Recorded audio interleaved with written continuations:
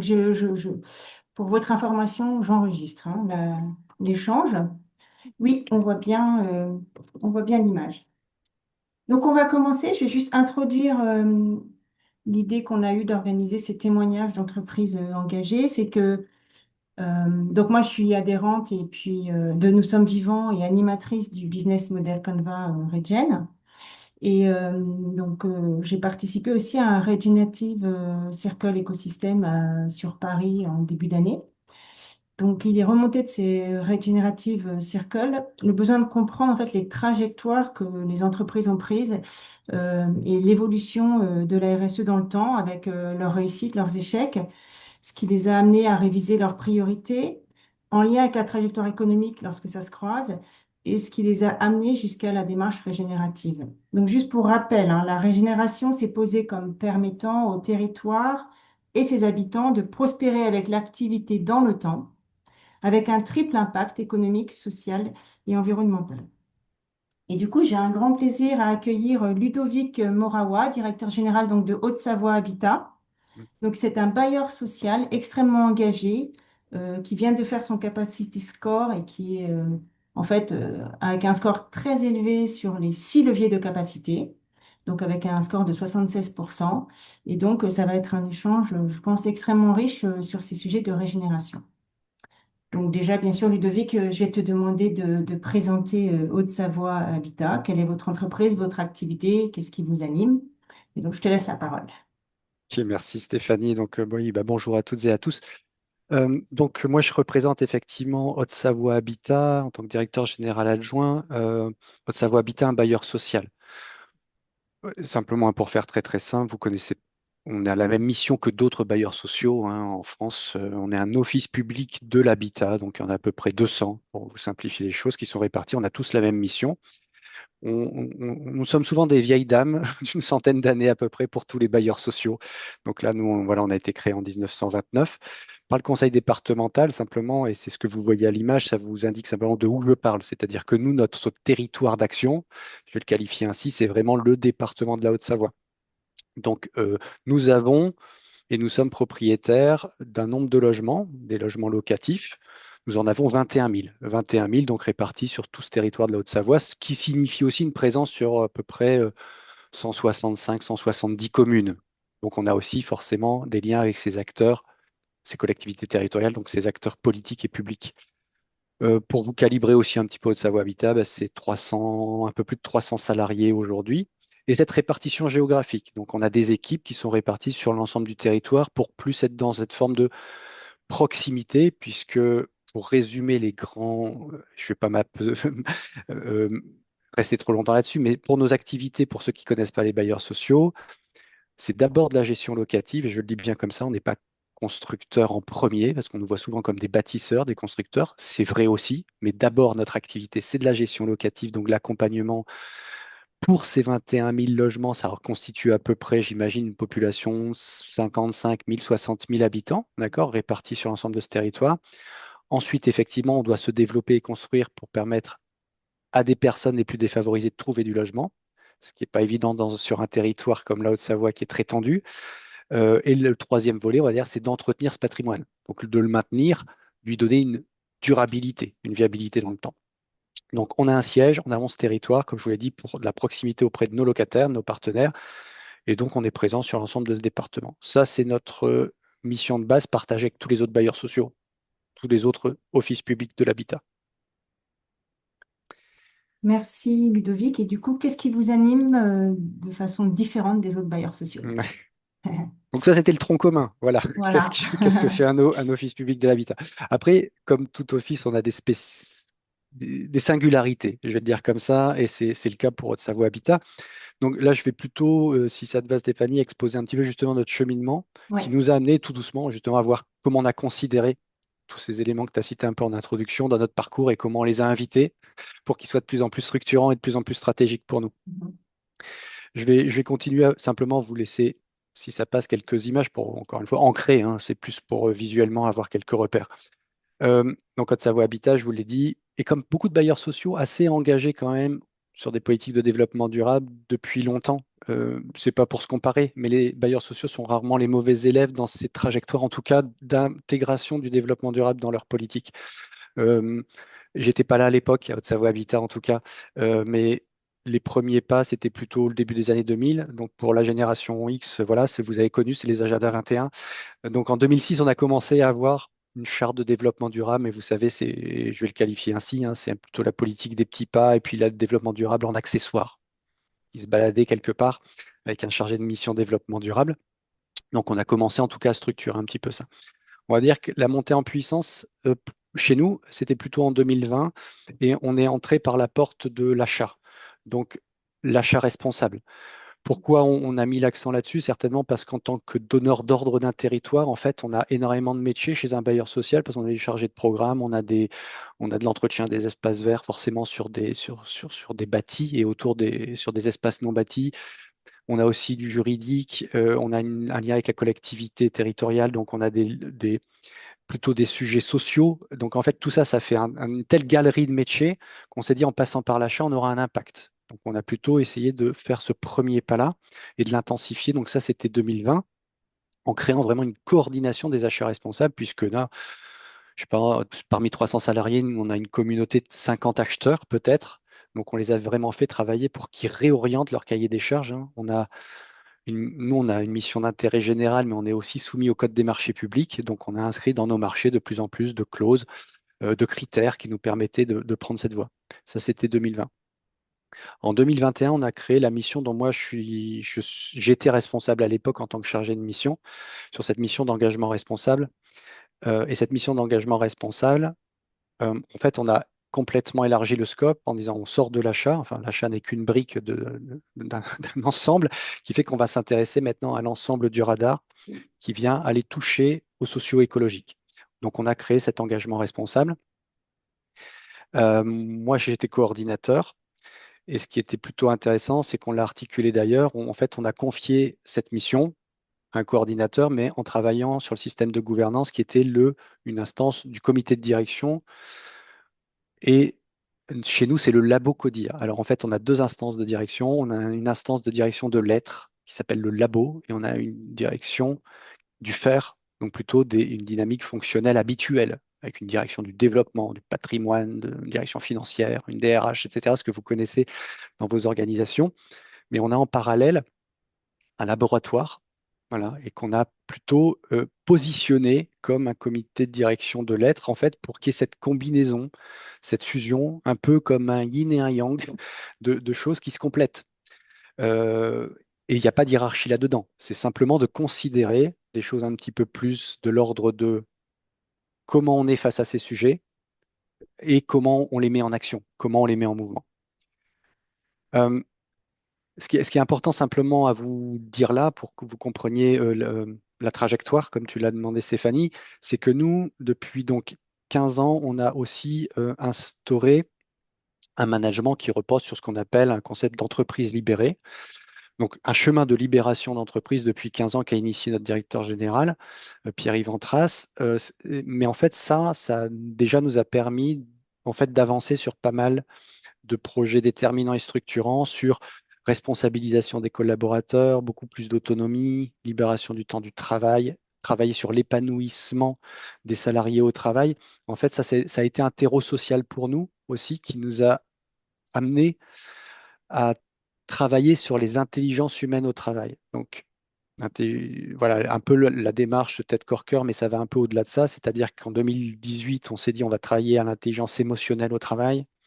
On avait déjà une gouvernance d'entreprise assez spécifique où nos managers sont plutôt formés à avoir un comportement de jardinier, c'est-à-dire à bien observer les équipes. On n'a pas lissé le management, c'est pas un management horizontal, mais c'est comment en fait on crée les conditions pour que le salarié puisse s'épanouir dans son travail. Et pour ça, on a adopté donc un management un peu particulier, donc une grande part laissée à l'intelligence émotionnelle. Ça, c'était en 2018. On a une coach des cœurs et de la libération qui accompagne les équipes, qui accompagne les managers à essayer d'en fait d'intégrer ces intelligences humaines.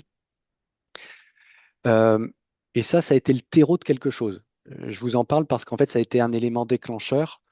2019, on a, avec le labo, donc cette instance de direction dont je vous ai parlé, on est parti faire une retraite en silence. En fait, ça s'appelle une retraite vipassana. C'est pas important de savoir ce que c'est, mais en fait, c'est simplement prendre du recul. La retraite dit prenez du recul et écoutons l'entreprise. Vous savez qu'en régénération, en tout cas, on peut considérer tout comme système vivant, et notamment une entreprise. Et puis, c'est pas nous qui l'avons inventé, mais on parle de personne morale, ce qui veut bien dire que finalement, une entreprise a peut-être une voix à porter. une- Elle sait où elle sait peut-être aussi où elle a envie d'aller. Donc, on est plutôt dans cette écoute. On est dans le registre là d'un monde un peu plus sensible, mais ça n'empêche qu'on s'invite à ça, on s'autorise ça, et sous cette impulsion aussi de Pierre-Yves Antras, on a ouvert un petit peu ces chakras-là. Bon, cette retraite, on est resté en silence et le labo a fait vœu de silence, mais on avait le droit d'écrire, et quand on est sorti en fait de cette retraite, on a tout déposé et on a créé un commun. Ce commun, on l'a produit ensemble et en fait, on a défini l'engagement responsable.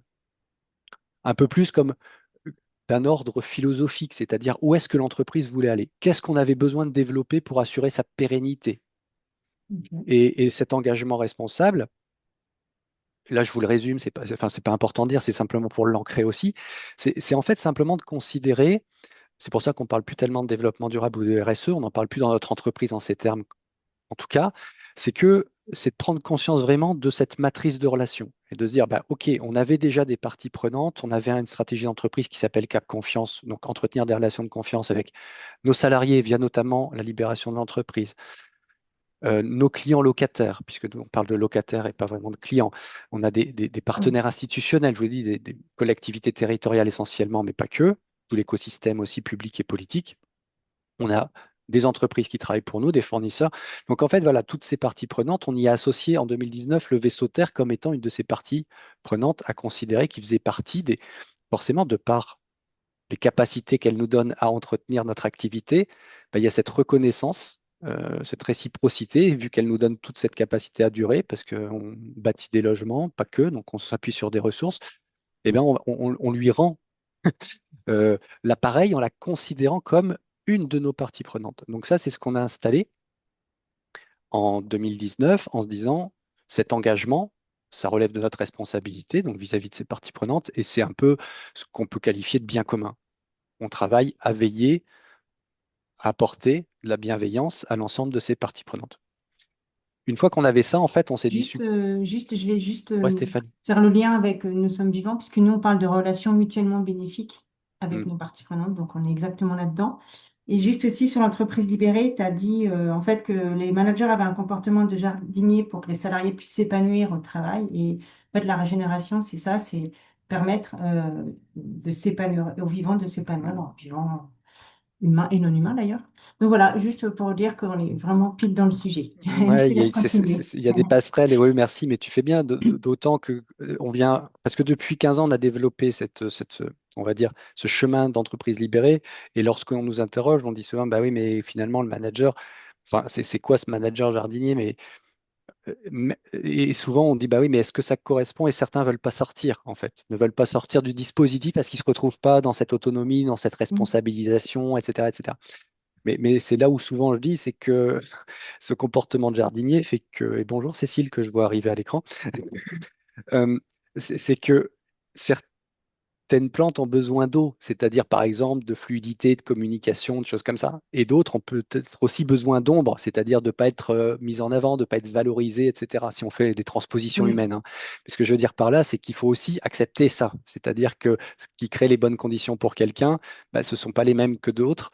Et il faut avoir en fait cette capacité à s'adapter aussi à des à l'autre. individualités Mm. différentes. Et pas justement de dire, bah non, on responsabilise tout le monde. Non, il y en a qui sont contraints trop, et ça va pas exprimer leur force du tout de se dire moi j'ai plus de manager ou je dois prendre Oui, des responsabilités managériales. Ben non, c'est pas ça. oui, ok. C'est vraiment écouter le Oui, niveau acceptable pour chacun. Enfin voilà, ça me bon. faisait faire une parenthèse. Ouais, merci. Euh, Ensuite, donc on a basculé justement sur comment on va faire atterrir cette dimension d'engagement responsable à travers une feuille de route. Et on ne croit pas trop au hasard, mais je pense que vous l'avez compris avec ce que je vous ai dit avant, Haute-Savoie Habitat, on essaie plutôt de s'ouvrir justement à des synchronicités, à se dire, bah, tiens, si c'est sur notre chemin, il faut peut-être s'interroger à la pertinence de ce qui se passe. Et là, on a Éric Duverger, donc pour ceux qui ne connaissent pas, c'est un des fondateurs, on va dire, de la Convention des entreprises pour le climat en 2020, qui est venu toquer à notre porte en disant, bah, on sait que vous travaillez pas mal à l'épanouissement humain au travail, et dans un parcours que je veux faire pour des dirigeants, j'ai envie d'inviter cette dimension-là, un peu plus du sensible, un peu plus de ce qu'on ne considère pas toujours dans le monde du travail, de ces différentes intelligences humaines et de leur expression. Donc, il dit, ce serait peut-être pas mal que vous embarquiez. Et nous, on avait besoin d'écrire une feuille de route. Donc, l'engagement a été pris. Il y avait une demande de la CEC d'emmener des dirigeants pour écrire des feuilles de route à visée régénérative. Et nous, on avait crucialement besoin de se mettre en phase d'écriture d'une feuille de route. Donc, il y a eu plutôt une belle rencontre. Donc, on a investi le premier collectif, donc la première édition de cette Convention des entreprises pour le climat aux côtés des 149 autres entreprises. Et moi, j'ai accompagné le directeur général dans ce parcours d'un an. C'était 2020-2021, on essuyait les plâtres. Donc, on a testé pas mal de choses dans le cadre de cette édition. Et donc, c'est là où moi, j'ai fait la rencontre très clairement du régénératif. J'en avais pas connaissance avant. Donc, Convention des entreprises pour le climat, on a écrit une première feuille de route en 2021, on l'a actualisée en 2022. C'est un peu la frise que je vous montre là. Et en fait, on s'est dit, OK, maintenant qu'on a notre feuille de route un peu plus stratégique et qu'on a des grands leviers de redirection socio-écologique, cette feuille de route, on l'a confiée. On l'a confiée à nos salariés, donc à nos 300 salariés. D'autant qu'on est quand même une entreprise sur un chemin de libération, donc avec une forte participation, un mode contributif important, que ce soit sur des dossiers ou même stratégiquement, on demande souvent l'avis. Parfois, on consulte pour un éclairage, parfois, on donne vraiment la décision à nos collaborateurs. Et là, il s'agissait vraiment de dire, bah, c'est vous qui savez comment on va pouvoir, au regard de cette feuille de route, transformer nos activités, transformer les métiers, accompagner les fournisseurs, etc., etc. Donc, on leur a confié la feuille de route.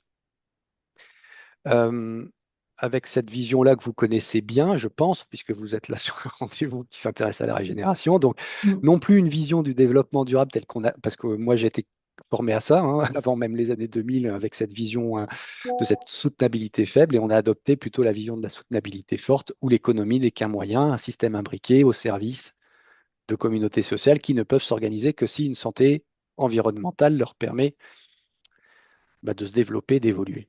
Mm, mm. Je passe très vite, hein, parce que ça, je pense que vous connaissez par cœur et c'est pas l'idée de reprendre ces limites planétaires. Simplement, on s'est servi de ce référentiel du donut, donc, que vous connaissez certainement aussi, mais je ne sais pas. Oui. Donc, en tout cas, je passe très très vite.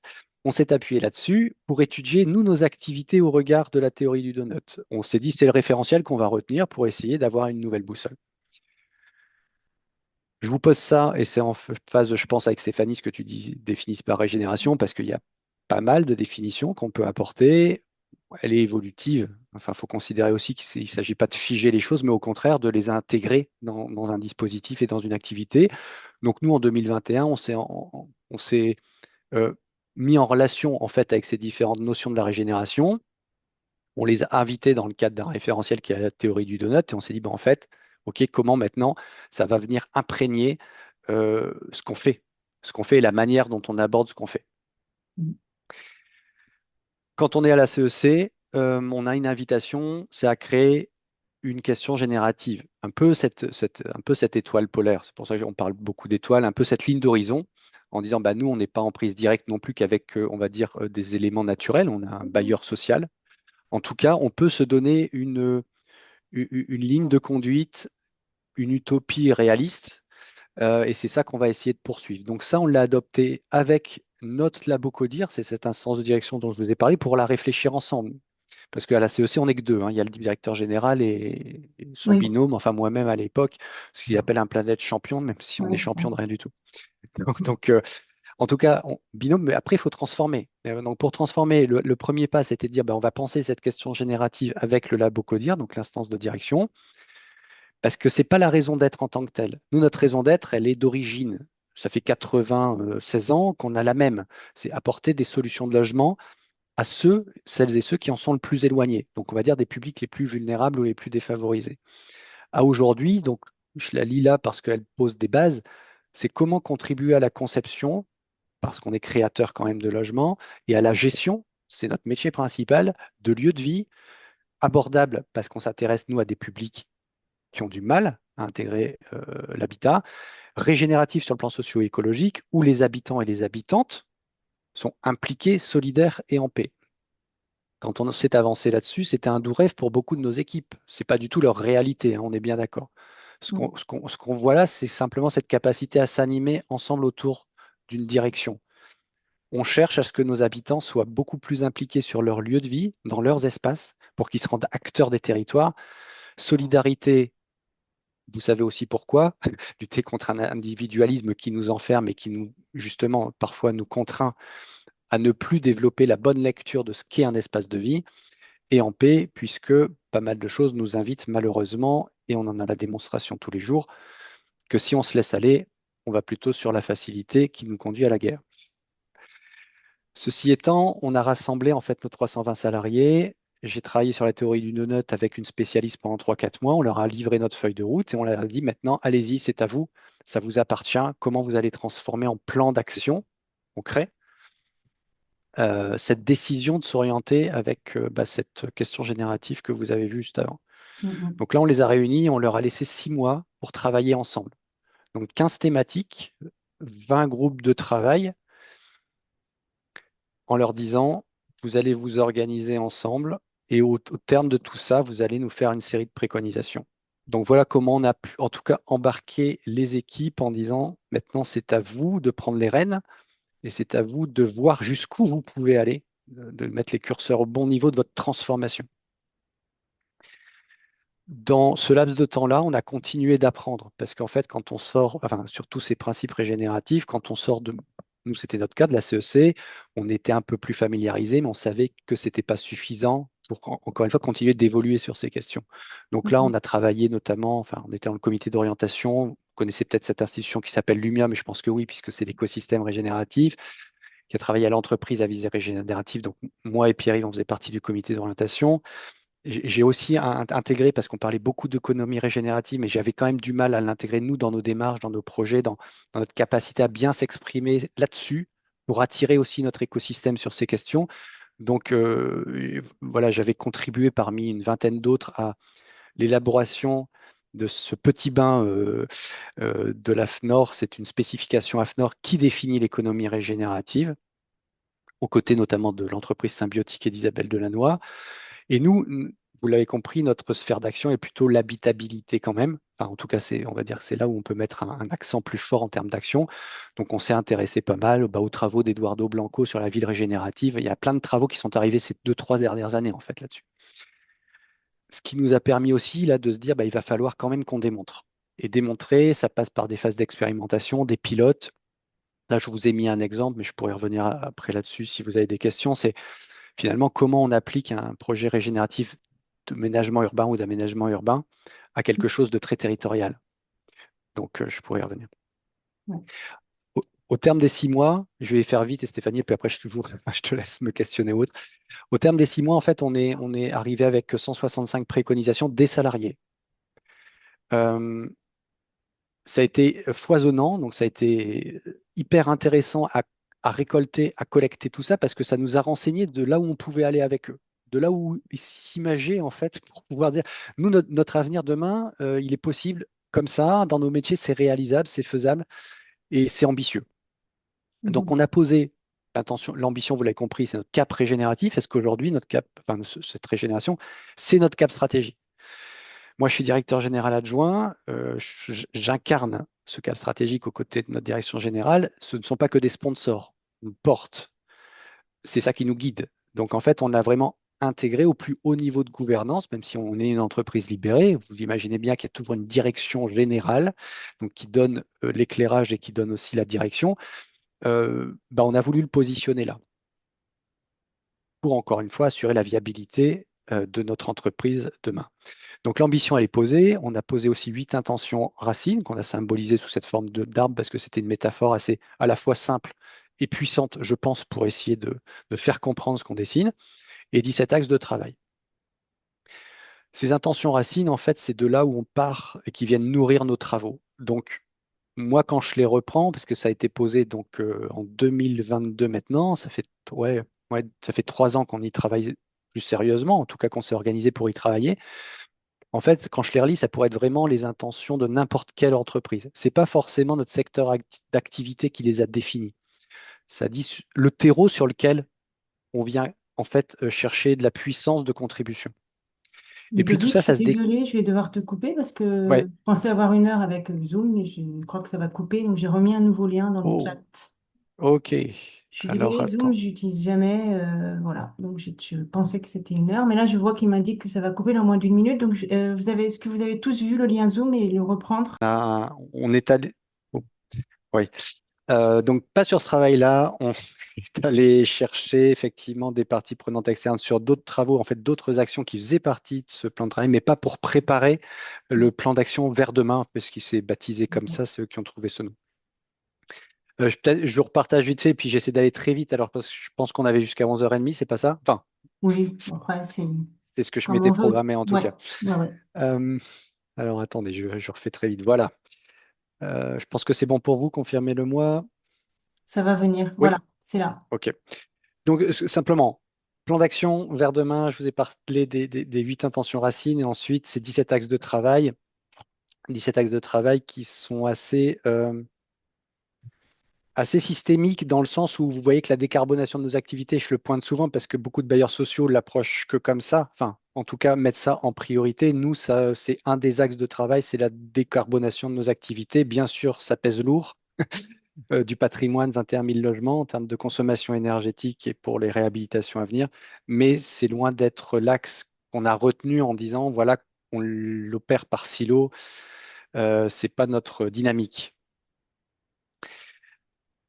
Je vais pas faire long et je vous propose Oui, quelques simplement, exemples. voilà, quelques exemples d'actions ou de démarches, et puis je vais peut-être revenir sur une si ça vous intéresse juste après. Enfin, une, mais qui est importante dans le cadre de ce que nous, on peut réaliser avec nos parties prenantes externes.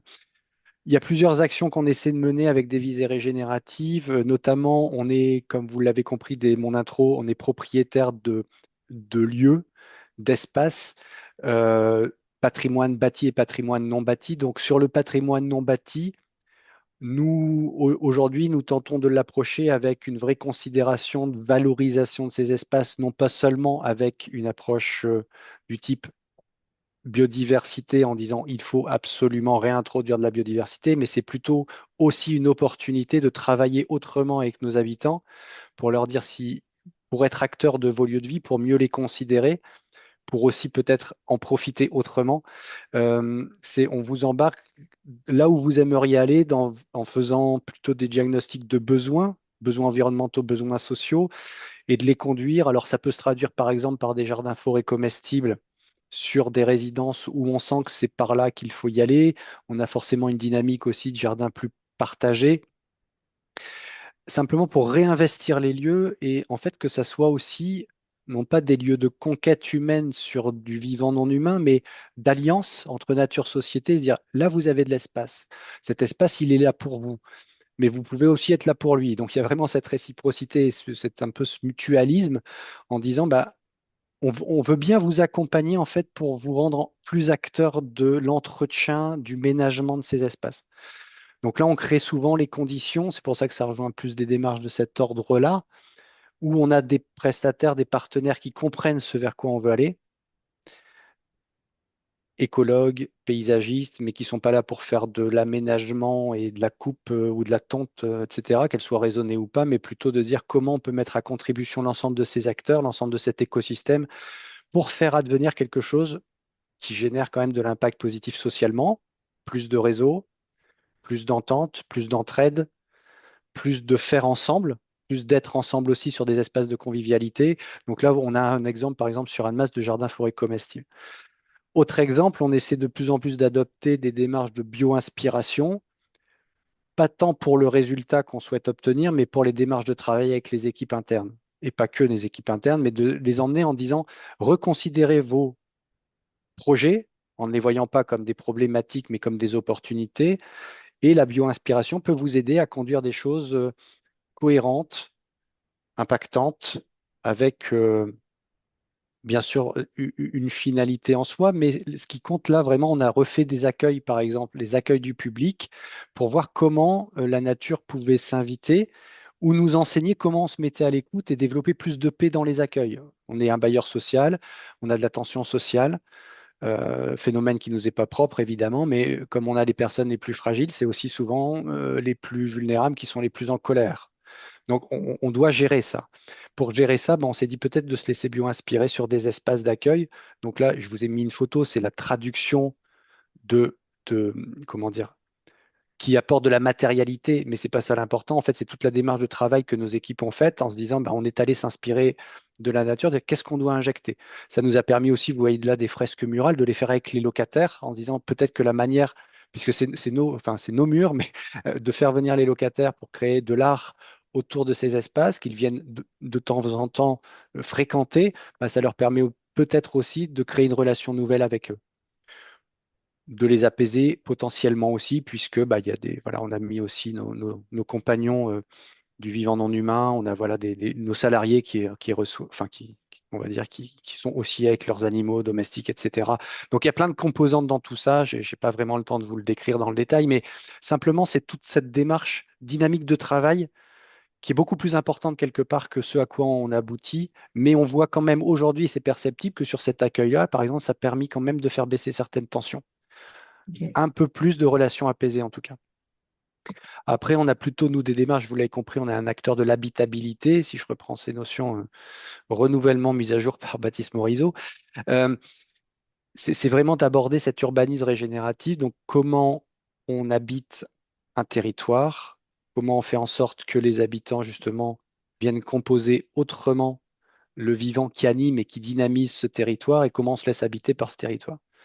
Donc là, on a plusieurs tests. J'avoue que on est vraiment dans cette phase d'apprentissage encore parce que il y a plusieurs écoles, parce qu'il y a plusieurs façons de voir les choses, et nous, on aime bien être ensembliers aussi, donc on vient capter un petit peu le meilleur de chaque truc, non pas pour faire une méthodologie, mais pour se dire, c'est en apprenant qu'on va créer le changement. On ne peut pas changer. Vous êtes aussi, je pense, dans la conduite de changement. Donc, sans apprendre, sans un levier d'apprentissage, il n'y a pas de changement parce qu'on ne sait même pas ce qu'il faut changer. Donc, on essaie d'apprendre comme ça, en testant à différents endroits. Ces dynamiques territoriales ne sont pas du tout les mêmes d'un lieu à un autre.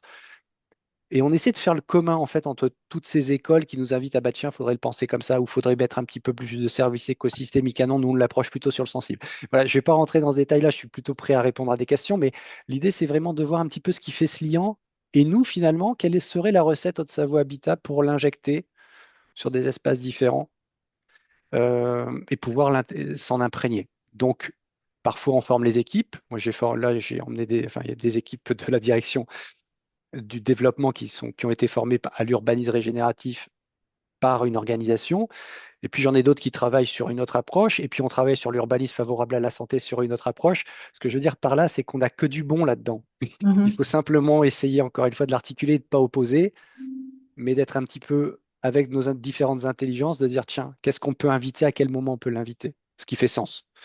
Je vais arrêter le partage et je vais m'arrêter là parce que je pourrais en parler trop longtemps. Moi, j'ai une question, on en avait parlé hier, mais ceci, c'est les aspects économiques. Comment, Oui, parce que j'imagine qu'un bailleur social est quand même extrêmement contraint financièrement, et comment vous arrivez à ouais. développer ces projets tout en maintenant l'équilibre économique? Ouais, Je- effectivement, secteur de contrainte comme tant d'autres, encore une fois, mais oui, nous sommes sous contrainte qui s'amplifie. On en a plusieurs de cet ordre-là qui viennent toucher à l'économique. Donc là, je pense qu'il s'agit vraiment d'une volonté de choix d'avenir à travers ça. C'est-à-dire que lorsque là, on est sous contrainte économique et qu'on se dit une démarche peut nous coûter plus, oui, on a fait le choix, par exemple, d'investir sur l'entretien du patrimoine 20% de plus qu'avant. ok. Parce qu'effectivement, tout augmente. Enfin, nous, le foncier, on ne peut même plus y accéder sur la Haute-Savoie tellement c'est compliqué pour un bailleur social. Donc, il faut créer de nouveaux partenariats pour qu'ils fassent en fait, qu'ils comprennent vers quoi on va et qu'ils comprennent justement la dynamique territoriale. Si elle fait ces choix-là, ça sera bénéfique demain. Mais il faut, je pense que Stéphanie aussi tout à l'heure, où tu me l'avais dit en amont, vous parlez de profitabilité dans le cadre de Nous sommes vivants aussi, fin de cette approche.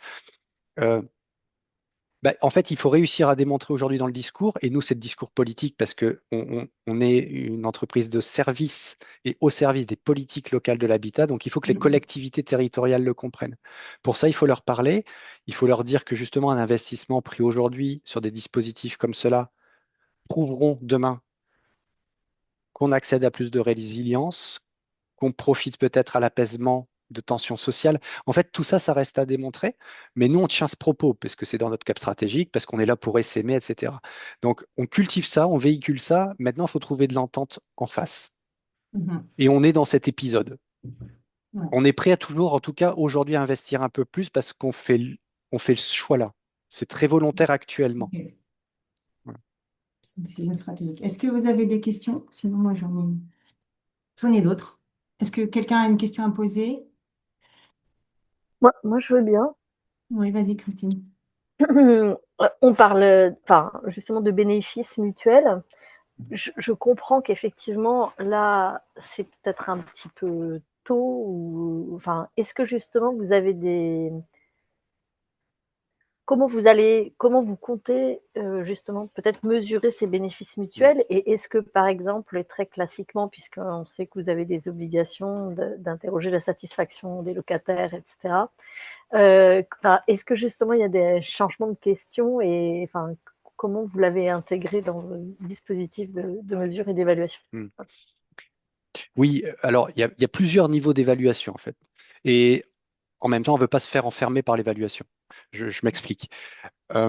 L'évaluation en interne, moi, je suis la jauge. En tout cas, c'est comme ça que je vais vous le partager, même si on a quelques outils derrière. Je vais la jauger à la relation qu'on entretient, à la confiance qu'on a dans le sens qu'on donne à notre stratégie d'entreprise. Donc, est-ce que mes collaborateurs se retrouvent là-dedans, ils trouvent du sens, ils trouvent de l'énergie, sont motivés par, ont envie d'inviter en fait ces sujets dès qu'ils travaillent à un projet? Ça me donne en fait la bonne boussole pour me dire on ne se trompe pas. Ça, c'est une chose. Source de motivation. Et je viens de finir un tour d'horizon des 300 salariés. Ça m'a pris quelques mois, mais ça m'a fait dire, et c'était pas pour se conforter, c'était pour s'assurer que c'était aligné avec ce qu'ils souhaitaient eux aussi. Donc, tu vois, enfin, je ne suis pas Christine, mais tu vois, l'idée de l'évaluation, elle est là.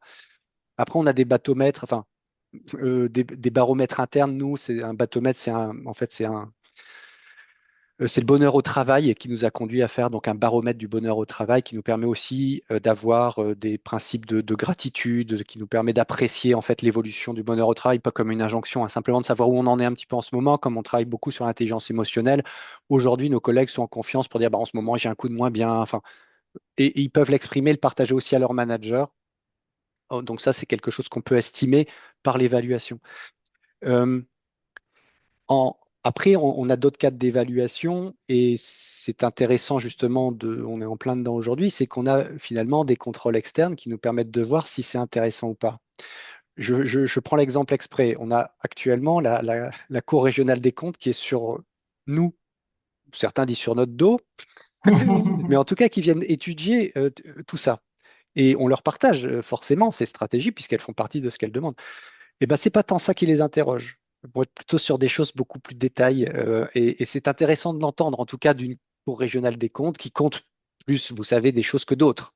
Donc nous, par exemple, sur la CSRD, ou enfin voilà, vous savez, je pense de quoi je parle, sur cette estimation d'extra-financier, on a choisi aussi d'y aller à blanc, c'est-à-dire on est en train de se structurer parce qu'on n'a pas l'obligation de le faire, surtout que maintenant les obligations étaient largement relevées. Mais on a fait ce choix délibéré de dire bah, on va quand même le travailler avec une série d'indicateurs. On a des indicateurs aussi de notre projet d'entreprise, tu sais, vers demain, que je vous ai largué un petit peu en surface comme ça. Mais c'est-à-dire que on a ces outils de pilotage qui sont en train de se tramer, de se structurer. Euh, et moi, je suis la sentinelle qui dit ne vous laissez pas entraîner par ça, mais on en a besoin éventuellement parce qu'effectivement, demain, on a encore l'Ancolsc qui va venir nous voir pour nous contrôler. Donc, on a besoin de tout ça. On est OK avec le fait qu'on en ait besoin, mais nous, c'est pas comme ça qu'on estime la réussite.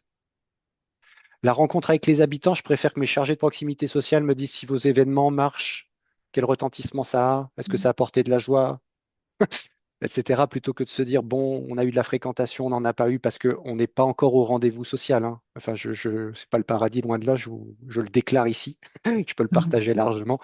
C'est très, très difficile d'aller à la rencontre des habitants pour qu'ils puissent s'impliquer dans ces dispositifs. Aujourd'hui, leurs priorités sont, comme la plupart de ceux qui ont des difficultés, elles sont économiques, aujourd'hui.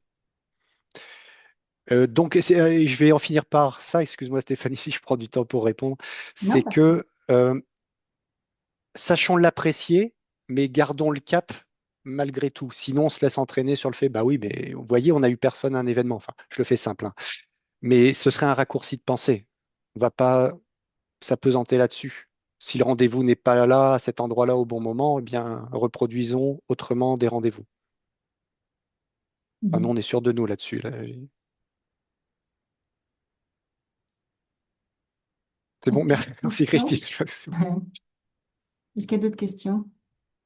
Moi, j'en ai une, c'est-à-dire que dans le contexte actuel, est-ce Mm. que c'est un peu plus difficile de garder le cap ou pas?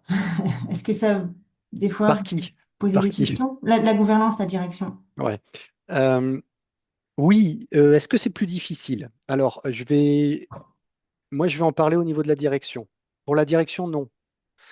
Ouais. Parce que la direction a fait le choix que ça soit le cap. Donc, je veux dire par là on pense que notre posture est juste. Mm. On travaille beaucoup sur. Enfin, j'étais encore sur un cercle vivant il y a quelques jours qui m'a fait dire justement, à un moment donné, on a une partie de nous-mêmes, vous savez qu'on travaille à ces intelligences-là, en fait, qui n'est pas déboulonnable. Il y a un truc quand même qui fait sens, donc on est aligné avec ça. Donc, on sait en fait que la trajectoire qu'on a choisie est juste et bonne. Pour autant, bien sûr, on se fait malmener, bien sûr que les courants ambiants ne vont pas du tout dans notre sens. On a quand même on n'a pas entendu parler d'une Coupe du Monde. On a vu là des sondes océaniques qui sont en train d'être déstructurées. Donc, on est complètement, voilà, il y a le chaos autour de nous. Moi, ce que je pense, mais ça, c'est mon point de vue aussi, je pense en tant que leadership régénératif, c'est que ce chaos, au plus il est intense, au plus il nous renseigne sur la capacité de résistance du système, et ça vient nous renseigner aussi sur ce qu'on est en train peut-être de tramer, de tracer, qui vient perturber quelque chose. Donc, c'est pas rassurant, certes. Pour autant, je pense que ça démontre aussi quelque chose. Ok. Une volonté de ne pas vouloir voir ça advenir, mais moi, quelque part, ça m'apporte une force supplémentaire pour me dire c'est le moment. Je Ouais, vais le dire comme ça, mais ça, c'est au niveau direction générale. ok. Après, on accompagne beaucoup nos collègues, nous, quand même, pour justement essayer de toujours trouver derrière ces prismes régénératifs l'enthousiasme plutôt que l'effort fourni pour réduire des impacts. Donc, ça les met en joie quand ils font un truc sympa. Enfin, Oui, c'est oui. parfois aussi simple que ça. Mm.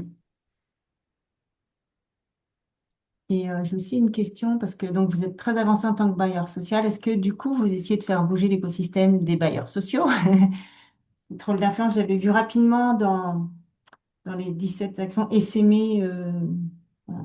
Oui, oui, on a effectivement cet axe de volonté de diffusion. C'est pas pour se trouver modélisant sur quoi que ce soit, mais en fait, c'est vrai que chaque acteur, comme nous sommes vivants, le fait, c'est de se dire comment on peut tisser encore un peu plus large, un peu plus loin.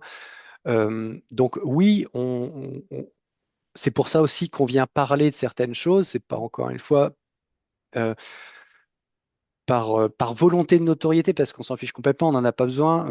Offre et demande en logement social, c'est pas un sujet. On a 38 000 demandes en attente, donc je cherche pas à Oui, avoir des clients.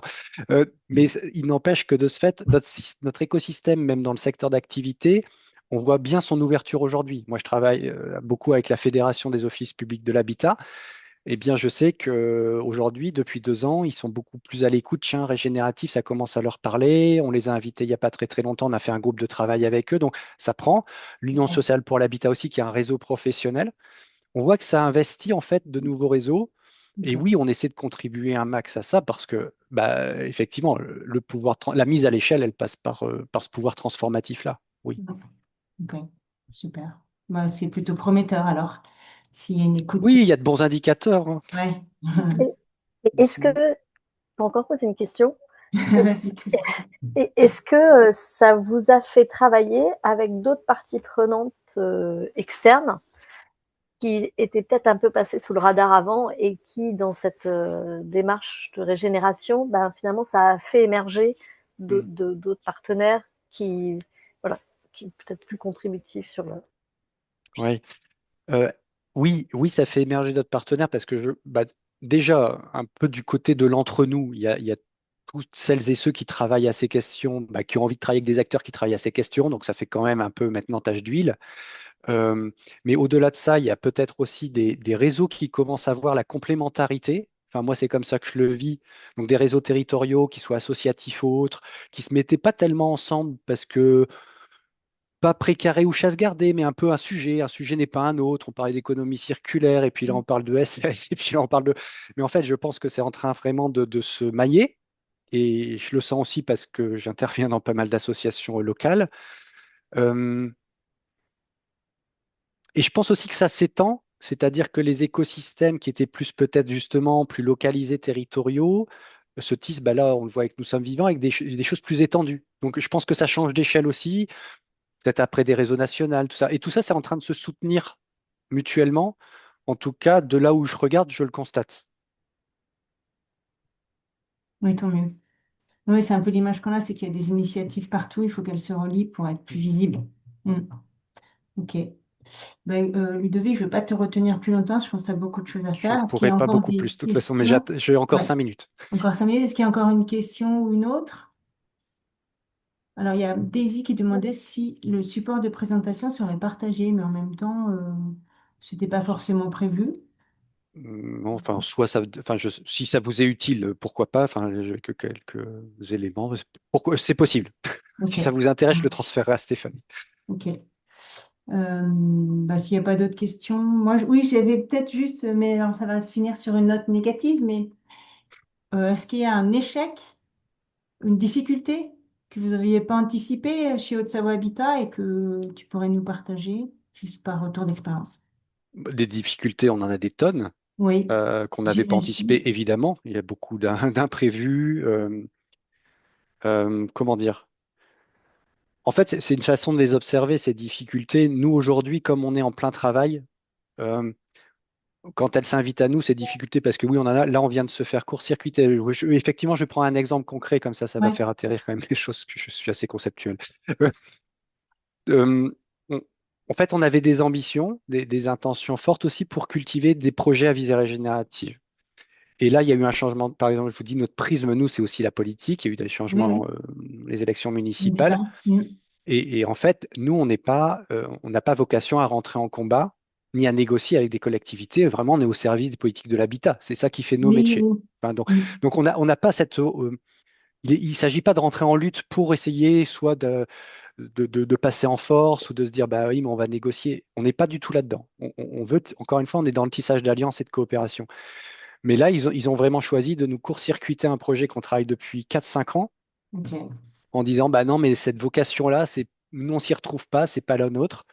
Bah nous, on n'a pas c'est même pas les moyens, c'est que ça serait certainement contre-productif de dire, bah ouais, mais on s'y retrouve pas, c'est dommage, on va faire sans vous. En fait, ça marche pas.